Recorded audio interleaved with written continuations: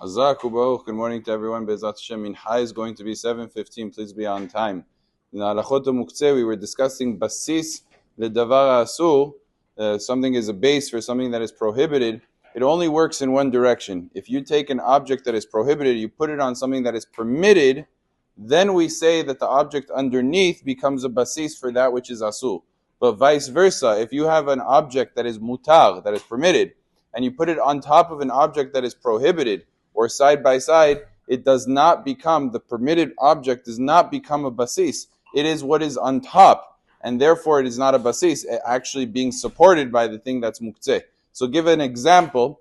The Gemara's time, they used to bury, to hide and to store, really, like cabinets. They would take potatoes, they would take turnips, and they would put them in the ground, not to plant them. They wouldn't take root. They were just there to be stored in the ground. And then when they needed them, they would pull them out. So all of these cases, the Gemara discusses them.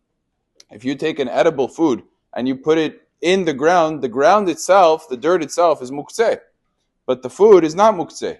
So Gemara says you're allowed to take like a needle or a stick and really pull out the food without touching the ground. Even though the ground ends up moving, it's not considered to be a problem because the food item is not a basis davar asur. It actually is on top of the ground, and therefore the ground moving is not considered to be a problem. That would be very similar to a case, let's say a person were to take an object and he knows the object underneath is shaky, and it's going to start moving, and the object underneath is muktze, and he takes the object on top, and the bottom object is going to start moving. It's not a problem because the top object doesn't have the status of a basis, and the fact that the bottom object is moving, it wasn't his direct action that caused it to move. He did something that was permitted. He took a permitted object. So the fact that it moved under him does not have any chisaron. There is no issue with that, and it's considered tzitzum min hatzad letzorch davar mutar, and it therefore is permitted. Baruch Adonai le'olam.